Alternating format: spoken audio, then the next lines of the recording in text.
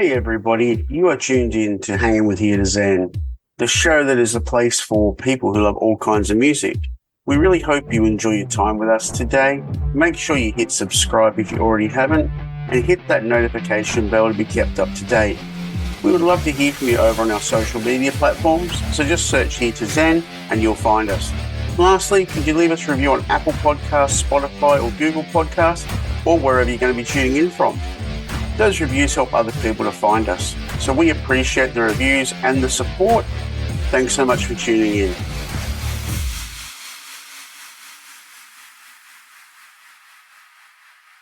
This episode is proudly presented by One World Entertainment and the Smashing Pumpkins' The World is a Vampire Festival, running from April 15 through to April 30. Go to oneworldentertainment.com.au for more information. And now on with the show. Yeah, no, that's good. It was good to see you the other night. Did you enjoy the show? Actually, I've got to say, we need more of it. We need more. Yeah, I know. It was just such a good vibe, hey? I know, it was good, and especially to see them sort of bands in the country, you know, like obviously they weren't major big bands overseas. Like, I mean, they made their mark, but yeah, it was cool to see them like all together as one. Like, it was pretty ambitious, but yeah, it seemed to be good. You know, the whole tour was pretty good. So yeah. I just love seeing everyone there for the one goal. Yeah, yep. That was the big thing. You know, like, is it little venue in Brisbane, but I think it's only going to grow. Exactly. And the only show that was sort of a bit quieter, I mean, it was still, there was enough people there to make it a good vibe because the room was a lot bigger, was Adelaide was the only one that was sort of a bit like slower on numbers, but the rest were all pretty well good. Like the rooms were full. Like, so yeah, I think hopefully it'll grow, you know, like as well. Like, and obviously more budget, maybe the better it gets, like the bigger headliner they could get, you know, as well. So well, I said that to Danny, like, because they've got that outside area out the back of Brightside. Yep. So, like, you know, hopefully next year take over that and do 2 stages or something. Yeah, exactly. And then have like maybe a bigger headliner. Like, I don't know who else you could get that would bring more people, but yes, there's a lot of bands of that era that would be love to come over. Yeah. And I think the best thing it is because he did follow through and put it on in the end. It gave Australians, I guess, a little bit more security because obviously in the past, them sort of events like I know that melodic rock one didn't go ahead, and so a lot of people were probably a bit hesitant, like, oh, this won't go ahead either. So it was good he actually followed through and did it. So you know, melodic rock, wigwam, same house, yeah. Anyway, you guys got a new single coming out Friday. We do, brand new one, which is a bit different to the last one. The last one was a little heavier. This one's going to be a bit more pop rock, I guess, probably a bit more radio friendly, I guess you could say. Yeah, so it's your Crazy Nights. Yeah, it is. It's a bit more it's a more, like I said, pop rock really. Like it probably wasn't our go-to song personally for the three of us in the band, but obviously the team we've got working with us have sort of said, no, this one's good. The producer was on board with it as well. He said, no, this one could be a single as the recording process was happening. And then obviously you take your hat off, like your invested interest in it and go, oh yeah, I can see why, like, sometimes your favorite song isn't always going to resonate with everyone. So we'll give it a crack and hopefully it might, spark some interest. Actually, I really like it. I really like the production. I love the layering. Because you don't want the song. Look, I love Def Leppard, okay? Yep. But you don't, in 2023, you don't need the Mutt Lange special with, 150 tracks. Exactly, But I think Kiss Me's got all the hallmarks of a good song with the layers and the textures, but it doesn't take away from the three guys playing. Yeah, oh, that's good to hear, because literally all we did, like, all on this whole album as it's coming through, it's literally just us three. We're the only musicians that have been on there, and the only extra stuff we've outsourced is like programming stuff. So obviously on Kiss Me you'll hear it a lot more. There's a lot more programming sort of comes in, that sort of synthy sort of stuff. And that's only literally, we just did that because we want to sort of just modernize the sound, because you're kind of competing with, like, all your top 40 stuff, and that's what we want to try and compete with. Like, as soon as you put a guitar in a track, it's automatically just dates it. So we're trying to, we want to stay sort of fresh as well. And I think that's where this one particular is probably, sort of down that vein, I guess. Yep. So, yeah. I actually Yeah. think it's retains still modern sound, but I think it's, like you said, it's pop rock, but I don't think it's forced. I think you can still No. tell it's Sister's Doll, which is great. Yeah, exactly. And I think maybe being the second single after Prisoner, it probably feels a little bit more left wing, but really the whole album sort of ties in once everyone hears the final album. The album kind of goes up and down, you know, you got your heavy Yep. ones and the rest is sort of, yeah. So I think it just probably feels to us a little bit more left field because Prisoner was sort of like real in your face, Yep. heavy, whereas this one's a bit, but I'm glad you like it. That's cool. I'm glad Yeah. you liked it. Yeah. Digging it. Now, Yeah. tell me about writing it, because I know you're the main writer on it. Yeah. It actually a funny story. Um, It was actually I based the idea off Bryce, the drummer. His one of his ex-girlfriends. He reached out to her once, like, and she was still kind of bitter about the breakup and how it happened. Yep. And I was like, and for some reason, yeah, it just kind of something came into me that night. I was on my bed, and I was like mucking around with stuff, and then I overheard like they didn't actually have a conversation, but he was telling someone about the text message he got, and I was like, oh, she's kind of still a bit hurt by that, and that was like this was like his high school love too. So it was like Right. years ago. And I was like, wow, she still sounds a bit hurt from this. So I was like, that's kind of a cool like idea, I guess. So yeah, and the words I just went into the kitchen. I don't know why I went to the kitchen. I think to get a notepad to write stuff. And yeah, the words just sort of blurted out and it kind of pretty much wrote itself. And then I kind of used some of my past experiences. And yeah, I guess the moral of the song and the story behind it is literally like, obviously, when you meet someone in life, sometimes you're not always at that same level in life. Yep. So you kind of, you know, unless you compromise with each other and, you know, us being dudes, you know, we're a bit young, dumb, you know, so you kind of sometimes let go of a good thing. And then, yeah, but you always think maybe if it's meant to be, you know, all it would take was like sort of one kiss to sort of make it reconnect. But, yeah, I mean, it's a bit tongue in cheek, the song, but it's, yeah, sort of a more for the girls, I guess, this one. Yep. Yeah. So you reckon that she's going to know it's about her? Oh, probably now that I've said that, but Bryce has had a lot of girlfriends, so they can all decide which one it was. We'll put it like an octagon. We'll put them in the ring. Yeah, exactly. So when it comes to you and writing songs, are you getting a riff first or a melody first? It generally starts with sort of a bit of a guitar thing, generally. But sometimes I'll have a melody in my head that I just got to get out. But yeah, for example, for Kiss Me, I had the intro riff guitar thing. That's what I was mucking around with in the on the bed, and then yeah, it kind of went from there. And then Austin is great musically as well, so he'll generally bring stuff to it, or he adds to what I've done, and we all kind of work together. Early days, it was a bit more. I would do a lot more of the whole structure, whereas now we sort of work a little bit more collectively, which is good. Lyrically, I've always sort of taken the reins all the time, just because the other boys have never really delved that deep, really. Yep. But yeah, in terms of the music, we generally try to make it all as one group more these days. So yeah. Now, when it comes to writing songs, they are very personal, unless you're using someone else as an example. Have you ever gotten to a point where you're in the middle of writing a song and you've gone, that's just too close to home, and you've had to like sort of shelve it? Yeah, a little bit. And I guess with Kiss Me, like, good you brought this up, I guess, because with Kiss Me, for example, even though I got the idea from just a conversation I heard of Bryce, when I actually went back and read the words, it was actually, I was sort of going through that sort of situation at the time. Yep. And so I feel like a bit of the subconscious come out a little bit in it. That's why it was like, it was easy to write. And I find that's when I write the better songs, or when I say better songs that you kind of go, oh, this is worth working on sort of thing, is when they do flow easy like that. Like sometimes I sit in my room and I'm forcing myself to write a song. I want to write a song like this, or I'm going to try this, or, you know, I got this idea. And they're the ones that never sort of stick. Whereas the ones that sort of flow, and I guess, yeah, sometimes they do come a bit close to home and I'm like, oh, do I want people to know this or hear this? But I think that's where you sort of grab people's heartstrings, I guess. And yeah, I'm pretty open. So I don't, I'll let people know what it's about generally. Yeah, sure.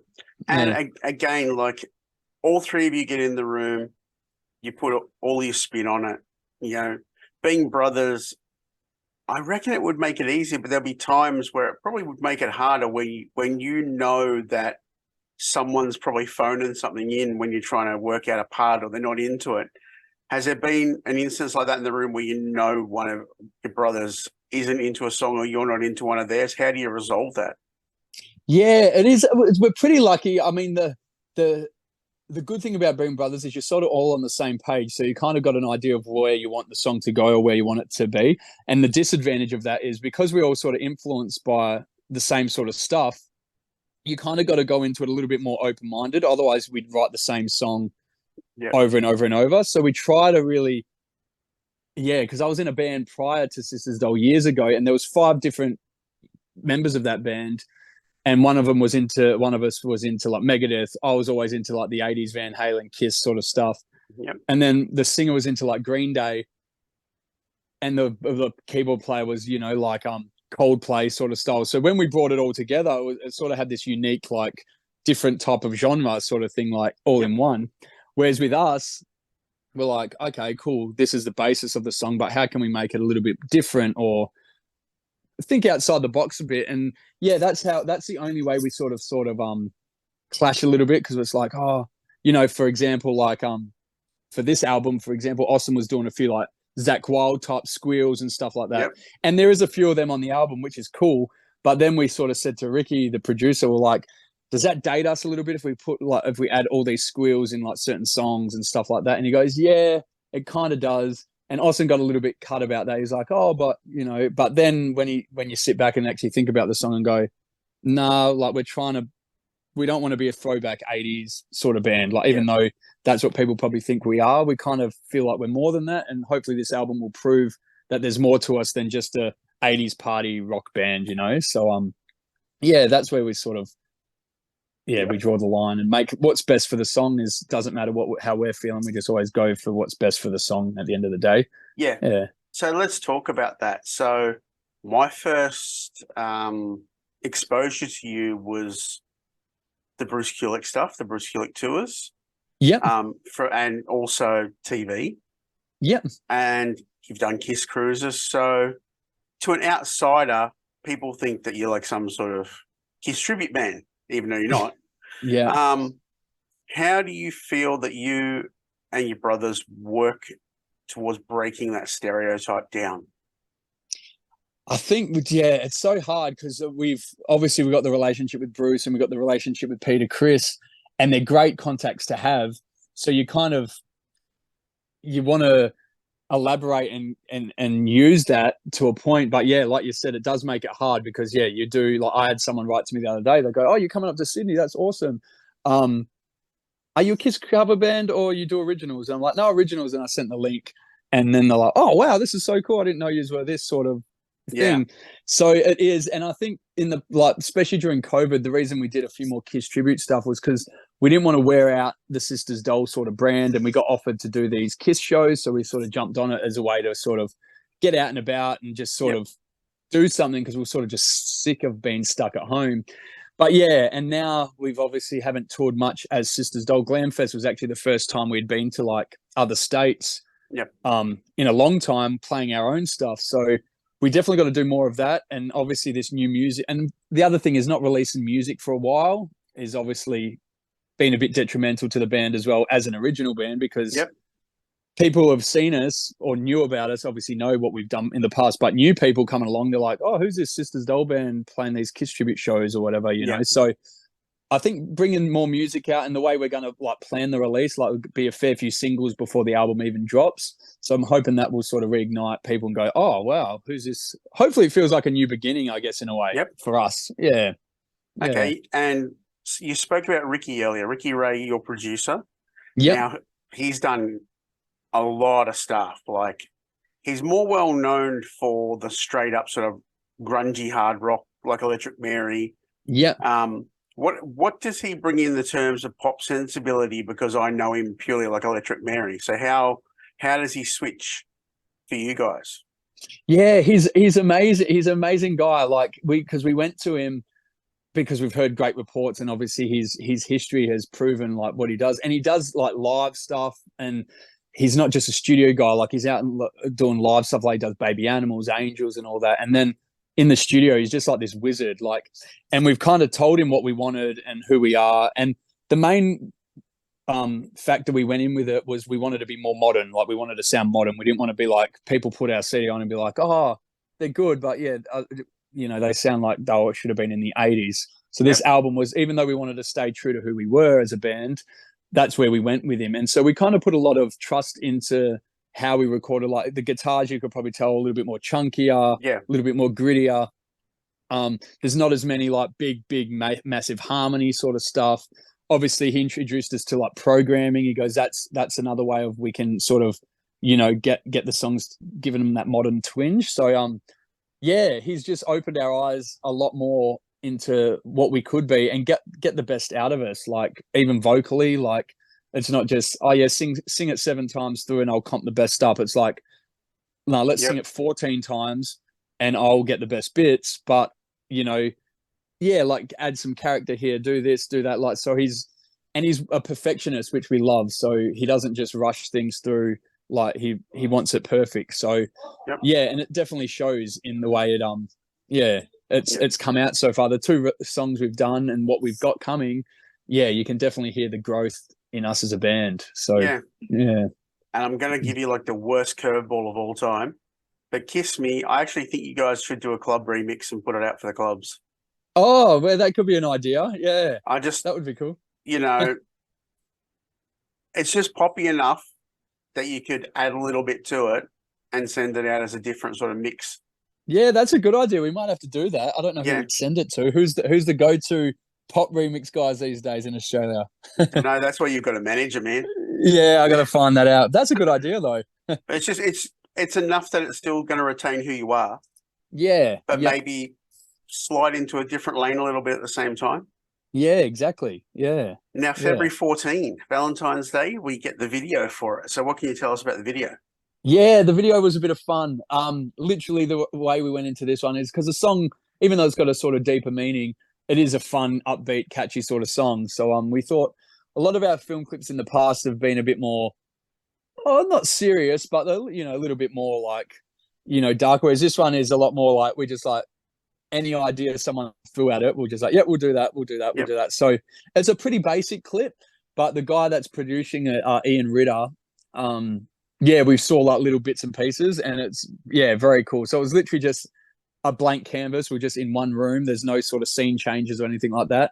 And it was more going to be like a post-edit sort of clip. And what he's done with it so far is pretty cool. And it's just a basic sort of, and it's probably a bit more of a modern type clip as well, like sort of a bit more of a generic clip, but it's definitely still got that rock edge, which is cool. So sometimes I think those generic clips are good because you focus on the song.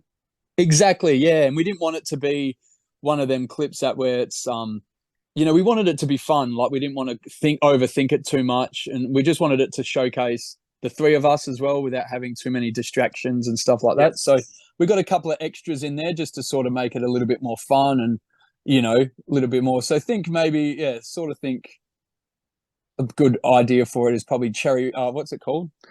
Warrant's cherry pie. It's kind of like that sort of vibe, but cool. a bit more modern than that. But that sort of, esky sort of color. Yeah. Yeah, gotcha. That's cool. Yeah. Now, is your album complete, or are you still got some songs to get done? Yeah, we got a couple. We got a couple of bonus tracks we got to record, and I haven't said this yet, but we may be having a special guest on the album, so we're trying to finalize that at the moment. So if that eventuates, I can't say too much about that yet, but if that happens, that'll be awesome. And so we've got probably I've got one more vocal to nail down, and the boys have got a lot of backing vocals to do, and then we just got to record the 2 bonus tracks. So it's pretty much, I would say, 80% done, I reckon. And a lot of mixing obviously to do, like for Ricky, like there's a lot of him to do, but it should all be wrapped up by hopefully the end of March. We should have everything in the can, and then and hopefully the new release, like we've got another single hopefully dropping in May at this stage. So, okay. So what's going to be the time frame for the album release? At this stage, just talking with like Tim and XMusic and stuff like that, we were hoping it was going to be this year, but Tim's sort of got a bit of a plan behind it all. So we're sort of taken his expertise on. Like that's why we got him on board. And so yeah, we're looking at either late this year, or it'll be first thing like early 2024. So okay, cool. Yeah, we're kind of at that point where it's like if we release it late in this year, it's going to be date stamped 2023, and it'll be a year old before it even is a year old. So we're thinking, well, maybe if we do make it, if we're going to wait that long, we might as well wait till the new year. So then at least it's a 2024 release. And in that time, it gives us time to release 3 or 4 singles leading up to it. And yeah, so we'll be active, obviously, in that time. But yeah, the full album might not drop until, maybe next year now. So, yeah. Okay. What are the band's plans for shows? So, we're in a pretty thick touring environment where we're just getting smashed. Yeah, exactly. So where do you guys see yourself jumping onto something or doing something your own? Yeah, hopefully, but we'll probably, because obviously we had the Crash Diet tour booked. So we're going to obviously bounce the Kiss Me release off that. So we'll hit this 4 states and PR it that way. And then obviously we've hit them states, so there's no point sort of running back and doing them again in like March or April. So we'll probably save our own sort of little bit of a headline show tour maybe in May when the 3rd single's released, because when we release the 3rd single, I think that's when we're going to actually release the album, like, the pre-order stuff. Like, so we're going to just draw out a long pre-order and album process. So I think that will be the smart move to, like, obviously once the 3rd single drops, we'll head out, do our own sort of shows in each state. We'll probably get back to WA because that's where we're originally from. And obviously if any shows come up that we get added to, we'd obviously happy to take. But the main aim is just to get the album finished, and then just tour as much as we can here. And then hopefully by early next year, once the album's fully out, our plan will be to do like a bit of a going away / Australian tour, and then we'll hopefully go to the States or Europe and hit the ground running and try and do a good run over there with the new fresh album. And Now I've got to ask, I saw some video of you doing some acoustic stuff at Creatures Fest. Oh yeah. What's your thoughts on maybe recording this entire album acoustically, like a strip back, and having it there in the can to use as digital release, anything like that? Is that something you guys think about doing? Oh, like the acoustic version of our album? Yeah, the whole album, yeah. Yeah, we are, because obviously Tim's plan as well to, once the album sort of is out and it's sort of a couple of months have gone by, obviously the way the world is now with like Spotify algorithms and stuff like that, you obviously got to keep like releasing things. So yeah, that's definitely on the pipeline. So there will be a sort of like acoustic follow-up and a bonus deluxe album, I guess you could call it, where we will have like different versions. And like you said, if we end up doing like a Kiss Me remix or something like that, that would be something we'd add on to the remix, onto the bonus deluxe. So that's definitely in the plans to do that. So yeah. Cool. Is there anyone like you want to do a collaboration with? Like maybe a Sisters Doll featuring, like not the special guest that you're looking at, but is there someone else? We'd be open to anyone. Like I'd love to get a female singer on the album, or collab with a female singer, because I think it just having a girl guy sort of duet sort of thing is just like the Struts did it with Kesha, and other bands have done it. So yeah, I'd love to like have like a, I mean, you wishful thinking, but like a Dua Lipa, or even like even if Susie Dumachi was interested, that would be awesome if she could jump on a track or something. But we're open to any collaboration work. Like I think it's kind of the way of the future, and a lot of bands and artists are doing it these days. So it'd be cool. Yeah. Add that onto the list for Tim. Yeah, exactly. Yep. Get him onto it. All right, mate. So single on Friday, video on Valentine's Day. What do you want to leave everyone with leading up? Just go out, support it, and hopefully you like it. Obviously the show we're doing in Melbourne's quite intimate. It's nearly sold out, which is good. So that'll be fun. But all you can do is just, share the song, love the song, and hopefully we can get this one to #1 on the iTunes charts like we did Prisoner, fingers crossed. So, just check it out. That's all I can ask you to do. And get out and watch the boys with Crash Diet. Exactly, yeah. Come to them shows because they're going to be fun. And we get a longer set than we did at Glam Fest. So if you were at Glam Fest, you'll see a little bit longer set. So a few more songs, which will be fun. And we'll be playing Kiss Me for the first time live as well. So since its release. Awesome, Brennan. I'll see you at Crash Diet, dude. Awesome. No worries, Andrew. See you there. Thanks for your time, man. Bye. Thank you. See ya. The world is a vampire. The Smashing Pumpkins are coming down under this April for their World is a Vampire Festival. With special guests, Jane's Addiction, Amel and the Sniffers, and more. Plus, professional wrestling, the NWA versus Australia's best. Tickets on sale now at oneworldentertainment.com.au. The Smashing Pumpkins World is a Vampire Festival. Get your tickets now.